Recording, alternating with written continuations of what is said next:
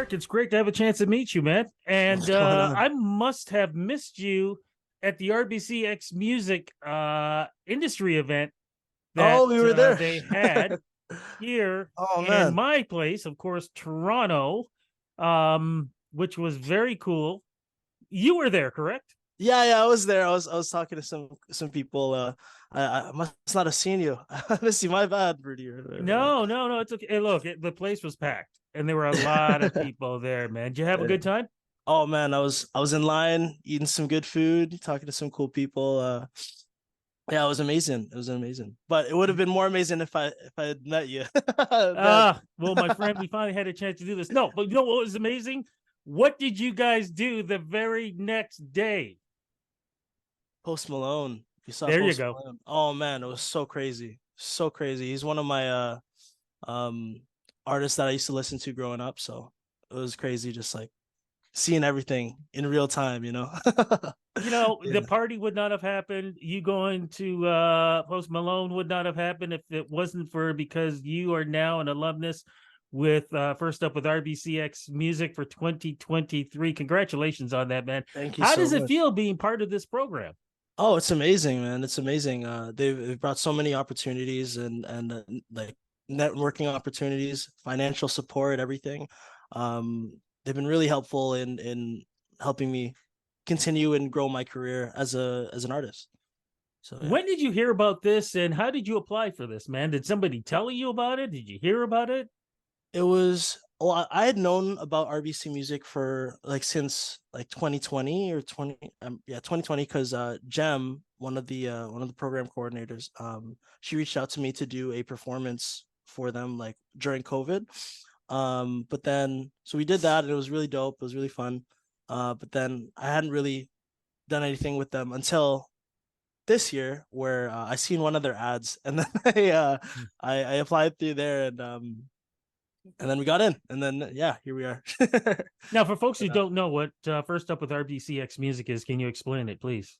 essentially, it's a big program where they pick or RBC Music picks a bunch of like upcoming artists from all across Canada that are doing something in their genres, and essentially they get them to come together and they give them a bunch of opportunities, whether it's shows, whether it's like I said, financial support, whether it's networking opportunities, whether it's like workshops or like a camp. Like last week we just did like a big summit where we pretty much got to speak to and meet um some music lawyers, managers, A&Rs and stuff like that. So it was really cool to be in the space. But yeah. What's the one thing would you say, or maybe a couple of things that you would say that if um if if you weren't in this program, you would not had a chance to do? I would say off the top, I think it would be like meeting the Universal Music A&Rs and stuff like that was pretty cool. That was pretty cool. Like I mean, like they're in the game, and like I think coming from a point of like I started making music in my basement, you know. So and at least for the first little bit of my career, it was very lonesome, and you're just kind of you're in the ether by yourself. So I think getting to this point where it's like okay we're meeting people within the industry and meeting people that are actively looking for artists and stuff like that it seems really cool. But yeah. Well, let's talk about a little bit about your career. Now, I wasn't sure. Are you Sure. originally from Vancouver? No, I'm from Toronto. I You're was from born and Toronto. yeah. Okay, I wasn't sure. I saw something that said Vancouver, and I wasn't sure, so I wanted to make sure I asked the No question. I problem. did. I love Okay, Vancouver well, though. I love it. you won't like the gas prices right now, man, because it's yeah, they're That's charging a crazy. lot up there. Yeah, Oh geez, oh yeah. I think you gotta we're walk. going up in Toronto ain't nothing compared there. You know, one of the things that I love when an artist comes from Toronto is the fact that and you can agree or disagree because we are so multicultural here in Toronto. Um, there are so many vibes and music vibes that you can learn from. Were you influenced in any way by that Toronto multicultural music vibe? Oh, absolutely. Like I'd say last year I met a lot of really cool people in the space who I can call my family now. and they're all of different race, culture, everything, and they have their own influences from their experiences, like meeting other people and their, like I said, their culture. And they bring it here into the studio, and then we just make some crazy, crazy, crazy stuff. Um, a lot of these artists that I work with are like upcoming as well. So it's pretty cool to see like the new age of music, or the new generation, if anything. Yeah. So when did this music passion start for you, man? Oh man. Started when did Rock do you know the game Rock Band? Yeah, of course. Oh, I think it came out, it was like 2007, but I got it for I got it for my birthday in June of 20 or 2008. And my dad brought it to me. He brought the big box with the Mhm. drums and like the guitar and the mic and everything. And I played that every day for the whole summer. It was insane. It was crazy. And uh from that point, it was I think there was a moment where I wasn't even playing the game, but I would lie in my bed and pretend to play the guitar, and I would imagine myself on stage. like um and I was like, oh, I didn't even know what to sing, but I was just like, I just want to be on there. And I think that's what kind of set the mood. Um, I've definitely had like musical experience, musical inspiration as well from like my parents, because they're very, not necessarily that they do music, but they listen to a lot of cool music, like Boyz II Men, Green Day, like everything, like alternative, soul, heavy, like heavy rock, alternative stuff like that. But so I've always had it in my life, but I think that's where it started for sure. I'm just curious. Did you ever see the South Park edition when they did Rock Band? No, I didn't. I need to check that out, eh? You have to see it. You will be if you're a big fan of that, you have to see that episode. It Okay, but is killer. When you talk about your family and music influences and stuff like that, and you talked about from Green Day to Boys to Men, what would you describe your style as then? I would say, well, I definitely pull a lot of the influences from like all the music that I listen to, but I'd say it changes. But as of lately, over the last few years, it's really been Frank Ocean, Daniel Caesar, and Dijon. They're like my favorite artists who that inspire me and that continue to inspire me, not only like in life but also musically and sonically. Nice. So Yeah. what kind of stories do you like to tell them through your music? I'm a big I've got a big heart. So I'm I love to write love songs, and I mean like pretty much all of my songs come from some sort of experience or some sort of nostalgic memory that I've had in past relationships or past situationships and things like that. But yeah, I definitely say it revolves a lot around love, because it's the most powerful thing in the world, you know? It's funny because a lot of people don't do that anymore. Is that where the Boys to Men influence comes from? That just might be. It just might be. I'm bringing it back. Well, we definitely need to do that, man. Do you remember the first song that you wrote?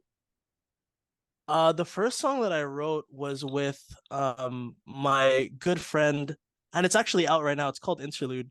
I made that with my friend Brian, who's I used to play hockey with him back before I started making music, but then I seen him post on Instagram. He was playing piano, and I messaged him. I was like, "Yo, let's jam. Let's do something." And he's like, "Yeah, sure, sure, sure." So he pulled up in my basement, and we made a little cool little song, like, which was Interlude. And then he was like, "Yo, why don't you just put it out?" And then I was like, "I don't even know how to do that." And then we did, figured it out. We used DistroKid or whatever. Mm-hmm. And then I got hooked onto the uh the experience of doing it, because then I had some friends being like, "Oh, yo, this is dope. Like, drop another one. Do whatever." And that was kind of like the start of my music career in a way. But what So. about instruments though? Because we were talking about with rock, I mean, it's just Mm-hmm. buttons. Mm-hmm. When did you start learning, or did you learn how to play instruments? Yeah, I'm self-taught for everything. Mm-hmm. I started with the guitar in grade 8. Uh, Pretty much I wanted to impress my girlfriend at the time. Like, so I was like, "Oh, I'm Don't gonna learn." we all, man? You really are a Boys to Men kind of guy, aren't you? For real, man, for real.